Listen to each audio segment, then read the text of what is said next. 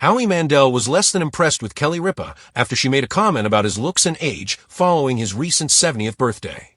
During Monday's March 22nd episode of Live with Kelly and Mark, Ripa, alongside co-host and husband Mark Consuelos, congratulated the America's Got Talent judge on a milestone birthday.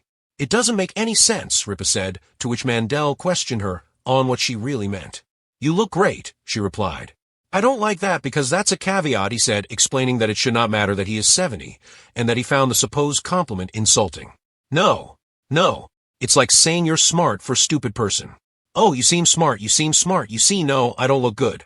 The studio was alive with its usual Monday morning energy. The audience buzzed with excitement, waiting for another lively installment of Live with Kelly and Mark. Cameras rolled, lights shone, and the crew hustled quietly behind the scenes, ensuring that every cue, every camera angle, every mic was perfect. Backstage, Howie Mandel sat quietly, his hands folded in his lap. Today, he wasn't just another guest promoting a project or sharing a story. Today he was 70. And while he had celebrated this milestone privately with friends and family, appearing on live television to mark it introduced a layer of scrutiny he wasn't entirely comfortable with. He knew what awaited him. Congratulations, compliments, the usual light-hearted banter. But he also knew the danger lurking in words carefully framed for polite TV discourse. Compliments can sometimes carry hidden meanings. Age-related ones almost always do.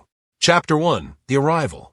The doors opened, and Howie made his way to the stage, greeted by applause and cheers. He waved, the crowd responding with warmth, but he couldn't help noticing how many of them were silently anticipating remarks about his age. Out on the stage, Kelly Ripa and Mark Consuelos were already mid-pre-show chatter. Kelly's eyes lit up as she spotted Howie walking toward them.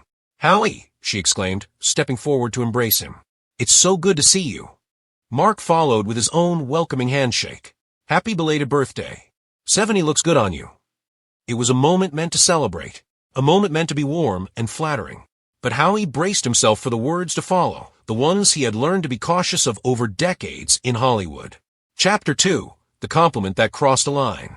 Mark began, "You just celebrated a huge milestone, 70 years. Kelly's voice chimed in, laughing lightly. "It doesn't make any sense." Howie leaned forward, eyebrow raised. "It doesn't make any sense," he repeated. Kelly laughed, but quickly tried to clarify. "No, I mean, you don't look 70.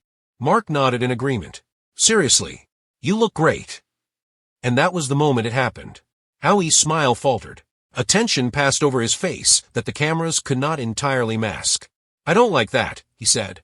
The room fell silent, save for the soft hum of studio equipment. "That's a caveat." The audience murmured, sensing the shift in energy. Kelly tilted her head. "A caveat?" "Yes," Howie replied. "When you say I look great, after saying I'm 70, it implies that my age somehow limits the compliment. It's conditional. And that's insulting." Chapter 3, The Analogy. The hosts tried to lighten the mood, explaining that the praise was sincere.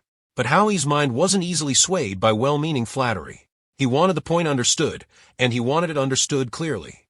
"It's like saying, you're smart for a stupid person," Howie said, letting the comparison sink in. "You see? It's as if there's a hidden limitation on the compliment. I'm not asking for sugarcoating. I'm not asking to be measured against a baseline of what 70 is supposed to look like. I want the words to mean what they say." The audience chuckled nervously. The humor helped diffuse some of the tension, but the message was clear. Kelly leaned in, her tone gentle. "We didn't mean it like that. We meant you just look great. Period." Howie shook his head slowly. "No. Saying 70 before the compliment changes it completely. The age frames the words. It turns something positive into something conditional. That's what I'm pointing out." Chapter 4, The Tense Moment. For a few moments, silence filled the studio. The cameras continued rolling, capturing every subtle facial expression, every shift in body language. The audience's laughter faded as they realized this wasn't just an awkward joke. This was a man challenging a societal norm, the way we talk about age, especially in entertainment. Mark shifted uncomfortably. "I guess I see your point," he admitted. Howie leaned back, crossing his arms. "Good, because this isn't about vanity. This is about language. This is about the underlying assumption society makes, that age diminishes your value, even in something as simple as a compliment." Kelly nodded thoughtfully, realizing that the moment had evolved beyond birthday pleasantries. Chapter 5, Humor as a Shield. Howie's tension began to ease, but he wasn't done. "I'll be serious for a minute," he said, smiling at the camera. "I'm gorgeous. I am." The audience erupted in laughter. The energy lightened. Even Kelly and Mark smiled, acknowledging his self-awareness and wit. "You're a thing of beauty," Kelly responded warmly, finally landing the compliment in the unconditional way Howie had requested. Mark laughed. "Fair enough. Point taken." And just like that, the tension dissolved, replaced by genuine humor and camaraderie. Chapter 6. The Fitness Secret. The conversation shifted naturally to Howie's youthful appearance. "You know the secret?" he asked, eyes sparkling with mischief. The hosts leaned in. "Of course we want to know," Mark said. Howie grinned. "It's the most ridiculous workout I've ever done." He explained the routine. Swimming cables tied to his ankles, anchored to the pool wall, with paddles in his hands, like frying pans. He swam for an hour, motioning through the water, while staying essentially in place. "I go nowhere," he said, "but I get lost in it. It's meditative, exhausting, and really good for fitness." The audience laughed again, imagining the strange scene. Yet Howie's enthusiasm for the method revealed that commitment and discipline didn't have to look traditional. Chapter 7. Reflection on Age. As the segment continued, Kelly reflected on her own relationship with aging. "You know," she said, "I don't do the crazy stunts anymore. Things that felt easy 10 years ago. Now I'm more careful." Mark added, "It's not just about fear. It's about knowing your limits." "Yes," Kelly agreed. "Sometimes I think twice. Sometimes I tap out." Howie nodded approvingly. "And that's fine. It's about awareness, not weakness." Chapter 8. The Broader Conversation.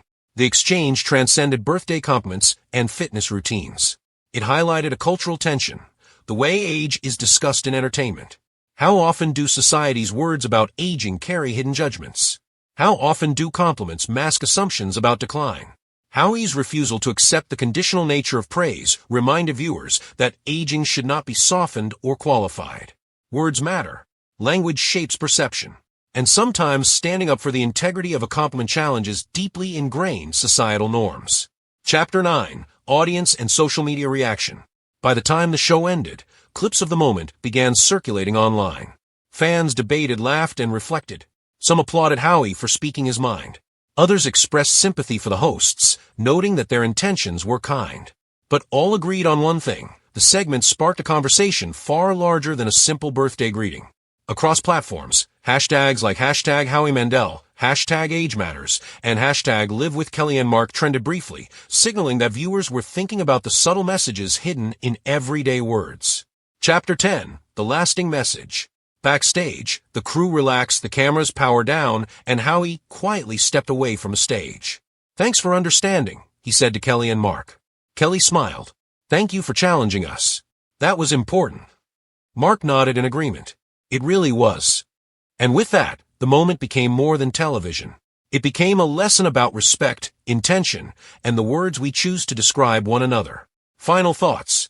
Turning 70 is a milestone that could have been reduced to cliches and polite flattery. But Howie Mandel refused to let it be simplified. He challenged societal norms, educated viewers on the implications of language, and even managed to infuse humor and humanity into the conversation. And in doing so, he reminded everyone watching, age is not a limitation. Words have power. And sometimes the best compliments are the ones that carry no conditions at all. Final line.